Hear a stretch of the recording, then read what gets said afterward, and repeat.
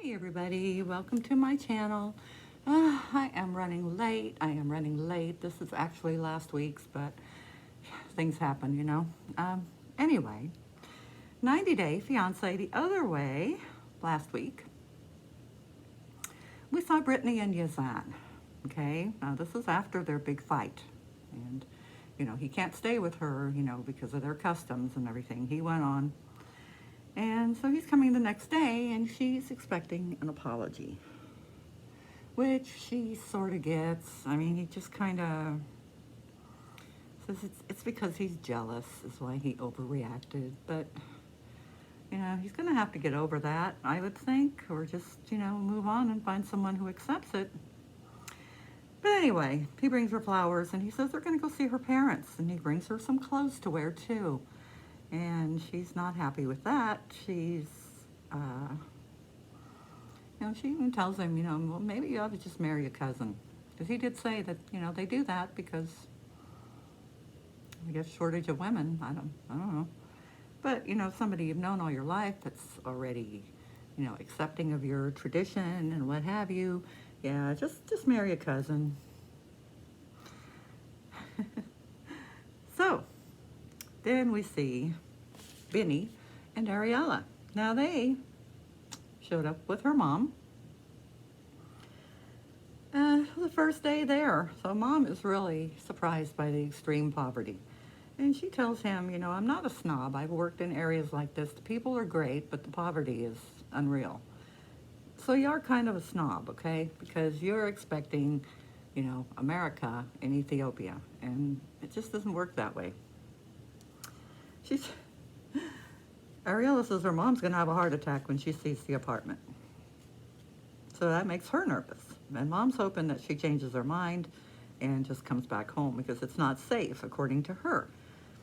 Now, he says, the house is temporary while their other house is being painted. And Ariella looks at him like, other house? There's another one? Okay. News to her. So again, we see the bathroom bucket, and a bucket of water outside, which lasts about 2 days, and they clean it using leaves that are like a soap. Now, mom already is, putting this down, her privileged germicide mentality. We don't know what kind of leaves these are. This is probably something that is commonly used there, and it may very well be better than what we use here. There's a thought, huh? Anyway, she says he has a lot to do to fix this. I'm just not agreeing. I'm not agreeing. Read up on the country, read up on the culture, see what it's like living there. I mean, he's doing what he can, okay? But you're not contributing. You're just showing up and expecting the world to fall at your feet. So, yeah, reality, ladies. Anyway, Armando is setting up their house and getting food. Kenny's arriving that night, so he's making him a welcome home gift. And Kenny has been on the road for 4 days, and he's ready to get out of that car. And I'm sure the little dog is too, being 15 and a half. Pretty old. At least he brought him, though, so that's a good thing. So he's saying, it's time he's raised his kids, and it's time for him now. He needs to make himself happy.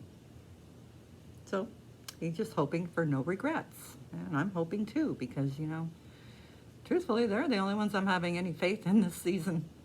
So take it for what it's worth. So the day after the big fight, Devin says he lied to get them there, knowing he wasn't financially ready, which is very true. He says he was stressed. Okay. And he works part-time so he can rest. He takes naps between his shift. Jihoon, you have, at least 2 children. They're claiming both of them. You at least have one. You need to step up and work. It's just part of life. You have children, you work. I'm sure his father wasn't taking naps, but yeah. He says, I'm as tired too, but I still managed to work and took care of the kids. And he admits that he was lazy. Now, he has his mom manage his money. He says he's not good with money. He can't hang on to it. He spends it. He goes out with his friends and whatever.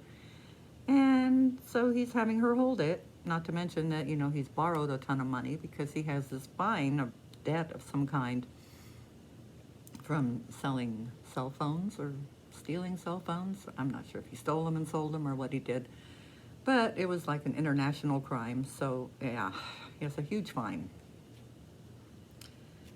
So Devin says, I sacrificed everything to be here, which is true. She gave up her job, her car, her home. I think she was living with her parents, but still, it was a roof over their head and a decent one. She gave up everything to be there, and he has done nothing but lie.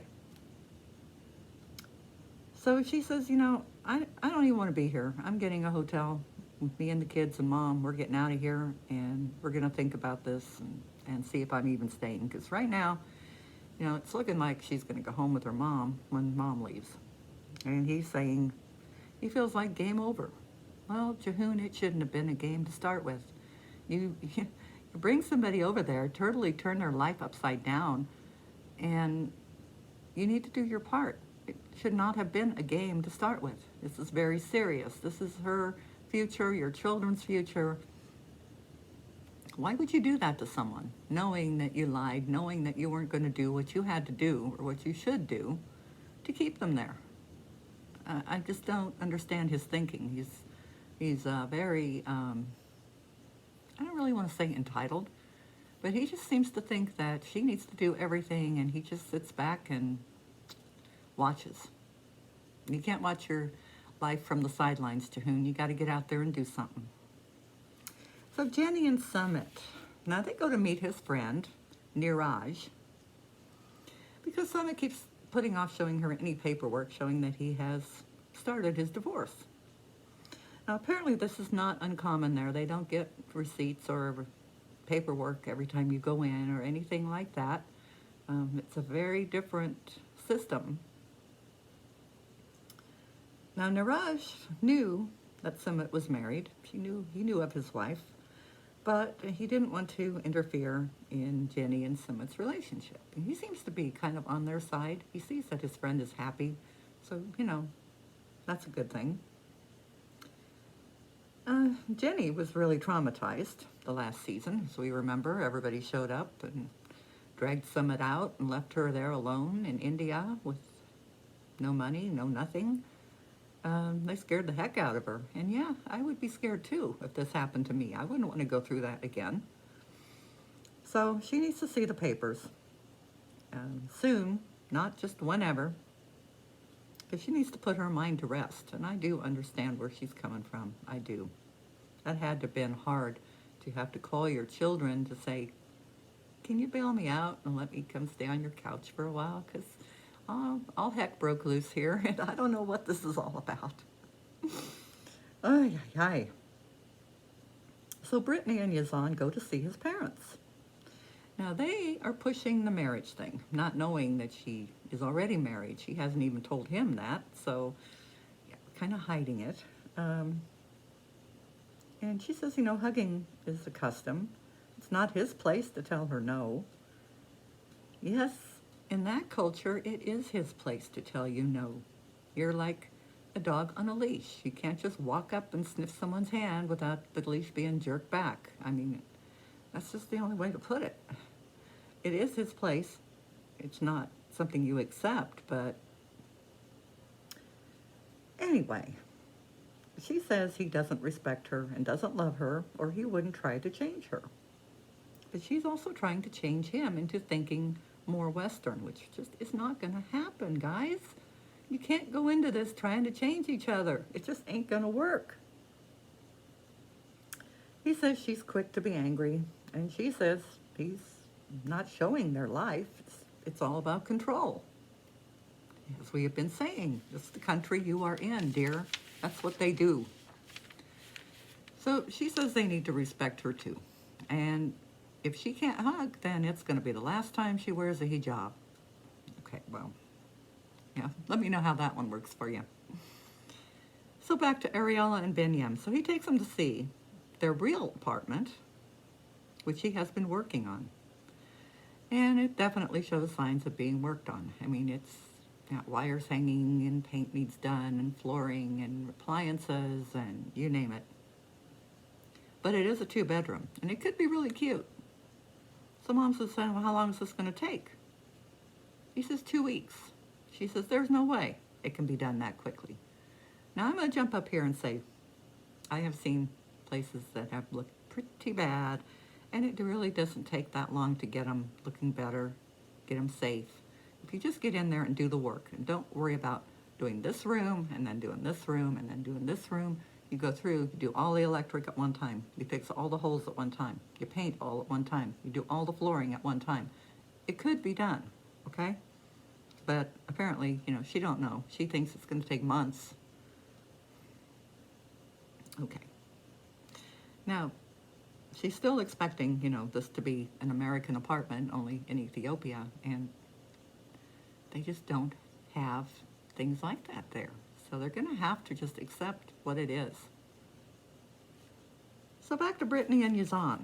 They go to see the parents. She doesn't want to discuss the wedding. And of course, his dad immediately asked about the wedding.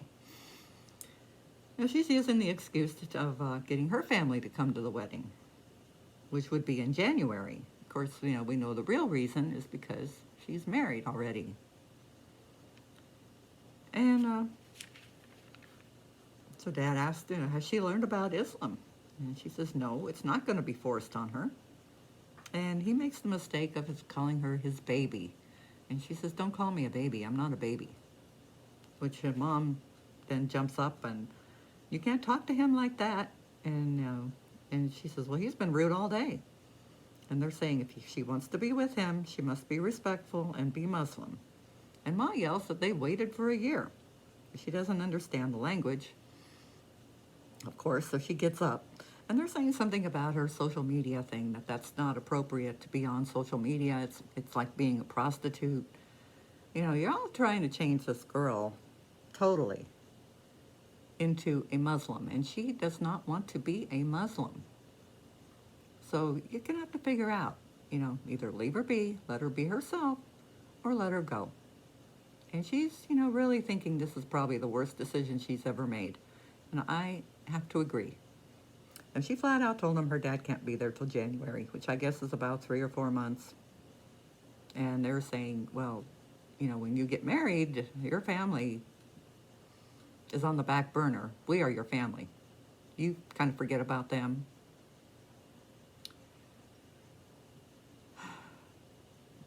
That's just totally not how it works. So, yeah, that's where we left off. She leaves. She's upset. They're yelling at her in their language, and she does not understand what they're saying. All she knows is they're yelling at her, and he's just sitting there, not saying nothing, because, he has to respect his parents. Yeah, just a really bad situation. I would be so gone. I had been gone before this even happened, but yeah. Okay, so we will find out what happens next week. Bye, all.